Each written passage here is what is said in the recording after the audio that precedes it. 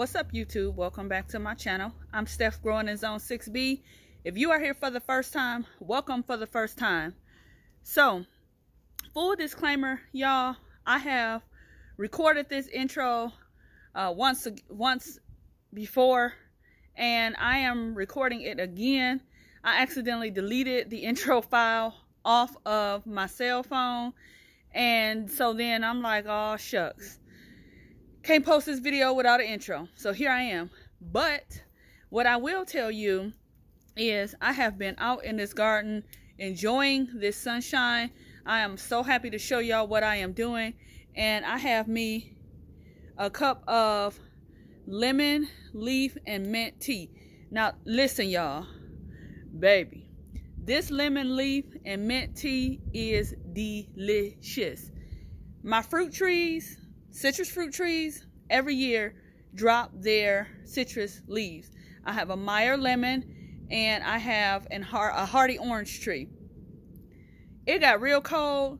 I had to run out here to this greenhouse, take my babies in the house, but then they didn't drop them leaves. And you know, I was thinking, you know, can I use these leaves for tea?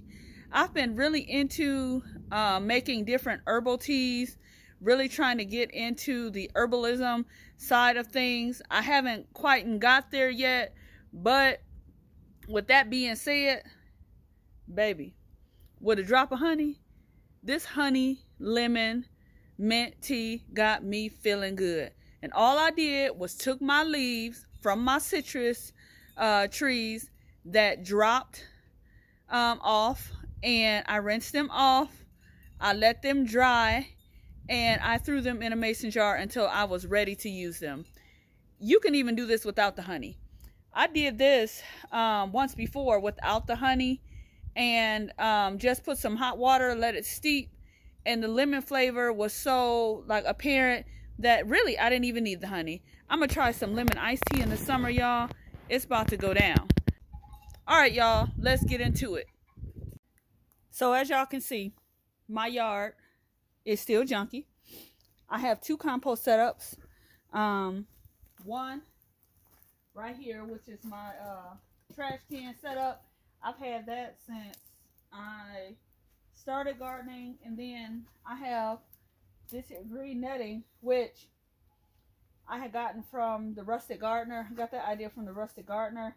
It does work well, but what I will say is I would put my greenery in here. I wouldn't put any fruits and vegetables in here because this is open and it does attract animals, and I have enough issues with animals in my yard.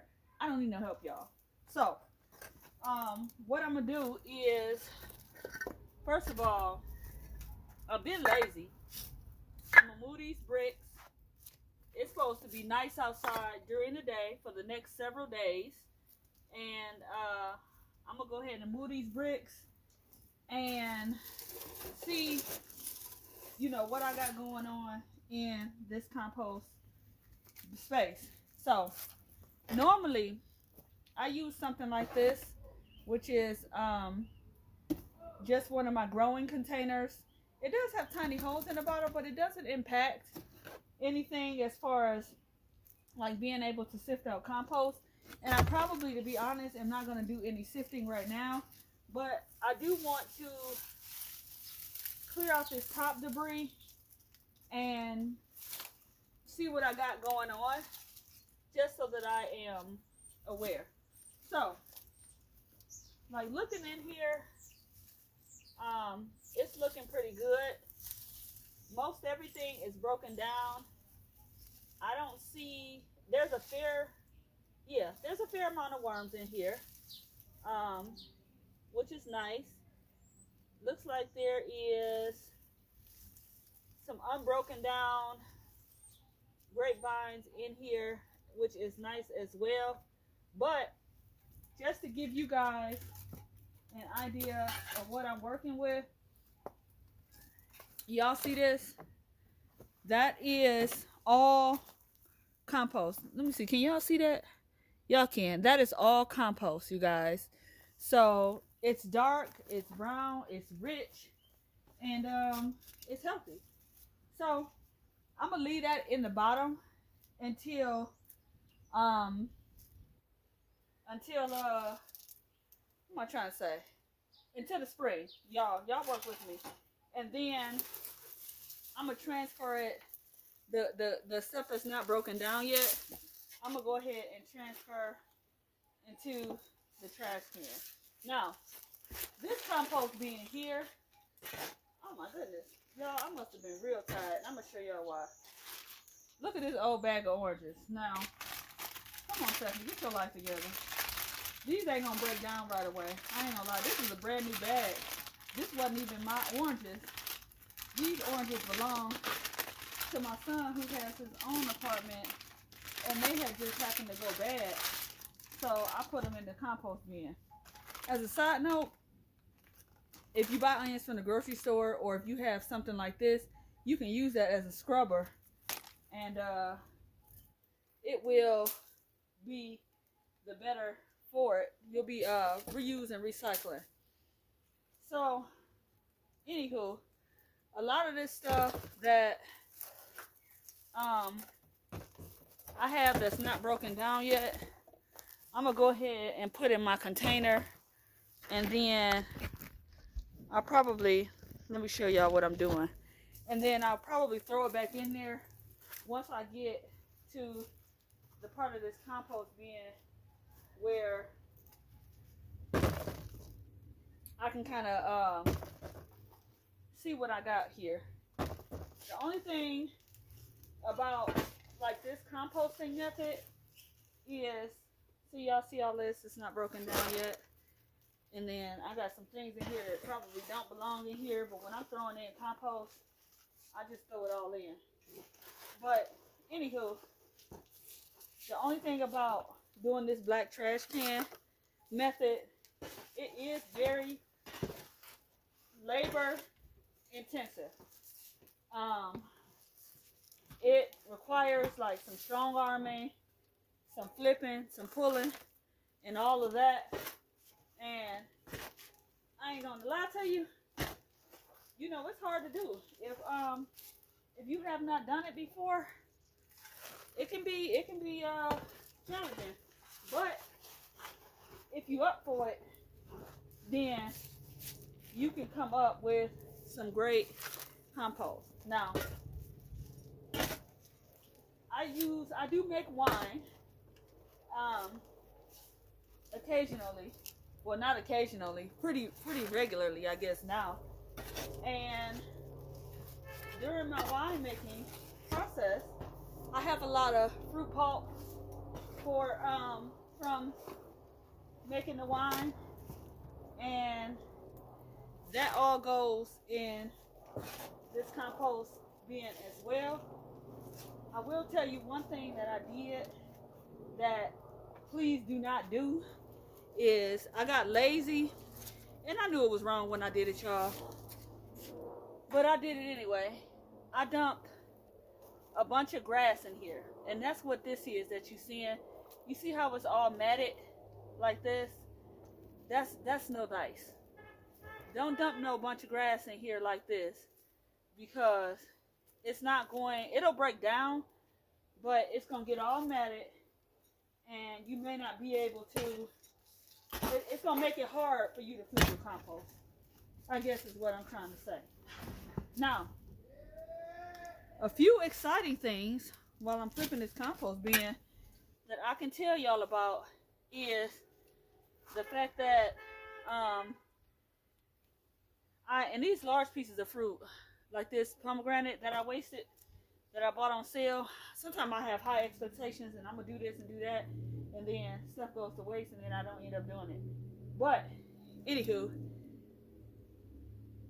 an exciting thing that has happened is I finally bought me a camera. So I am not tech savvy, y'all, not even a little bit, but I have my husband, I have my son to help me. I bought me a camera and I bought a microphone.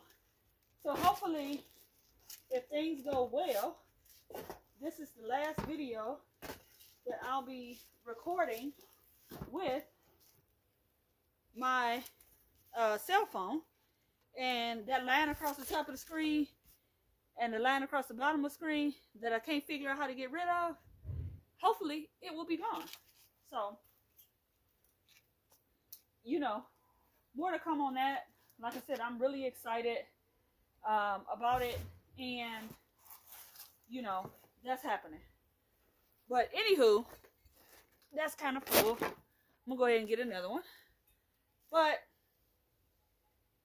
another thing that I did is, y'all saw them seeds started. I'm gonna make another video. Y'all stand right here. I'll be right back. Let me get another one of these containers. Another thing that I did was I started all the seeds. Y'all saw that. And I even started some more since then. And most of everything, you know, has germinated well, which I'm absolutely thrilled about. Y'all, don't put all this grass in here. Woo! Do not do that. I am putting in some elbow work today. But anywho, I'll show you guys all of what I have as far as, like, this is so messy and wet. What I have as far as, like, seeds started in the next video. So yeah, I'll show y'all those on the next video. So since it's February, it's now time for me to start some more seeds, and I'll show y'all what I'm starting next. Now, what did I learn about composting? Well, I'm glad you asked. Oh, look at this purple sprouted potato. I need to quit playing, huh, and go on and plant that. I can get some purple potato. Yeah, you know what? I'm gonna sit there right there. It don't hurt to try it.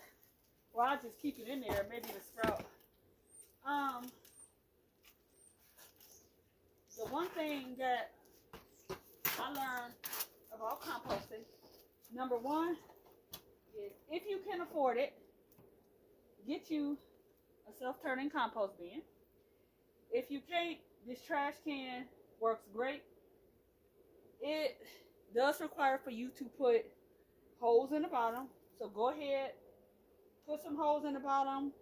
So put some holes around the side. I have plenty of holes in this bin so that airflow can get through here. I'm looking. Yeah, so the airflow can get through here. In fact, I may go ahead and drill some additional holes in here just because. So, also, another thing that's really helpful is going ahead and propping your compost bin up on some bricks. Now, I got lazy. When I moved this compost bin, I didn't prop it up on no bricks, but it helps with drainage at the bottom. If you do that, then you can prop it up and you won't have the issue that I'm having with the drainage. Or you can just simply leave the top off, and that helps as well. Another thing, one thing I just mentioned is don't put a lot of grass in your compost bin. You can put some grass in there, but don't put it in there thick. I guess is what I'm saying. Like, don't put it in there matted, because wet grass gets very heavy. And like this thick root right here, I don't know what this is, but I don't even want that in there. I don't. So, you know what? So that might be a tomato. I don't know what that is. Oh, that's a sweet potato vine. I'll leave it. I forgot I had those. Yeah, so if you put your grass, use it sparingly. Make sure you have a good amount of browns, because this at the bottom, I can only go so far.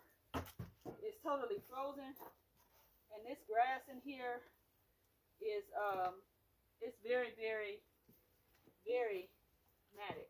So, you know, if you can help it, see what I'm saying? Don't put your grass in here like that. Leave it some room to breathe. I'm gonna break some of this grass up and make sure that there is proper airflow. I must have been really tired. There's all kind of stuff in this compost bin. I ain't gonna lie to y'all. So those are just like a few things that I learned about composting and, you know, kind of what works for me. I shouldn't have put this grass in here like this, but since I did, I'm gonna leave it. This grass is looking a lot better. Just giving it some space to breathe. In fact, since I have like extra wood chips, I'm gonna go ahead for aeration, add those wood chips in here. The bottom of this compost bin is still frozen, so nothing I can do about that. But it looks like there's some good compost forming at the bottom. But anywho, you know, that's my tips for today. I'm gonna plant some brassicas coming up. Y'all stay with me. I don't want this compost bin to be on the ground, so I'm gonna go ahead and put some bricks underneath it, and then I'm probably gonna head on back in the house. Sunshine was amazing today, and we're gonna continue with it. All right, y'all. Y'all take care. Y'all stay tuned for the next video. You guys have been amazing. I appreciate you guys following me, even when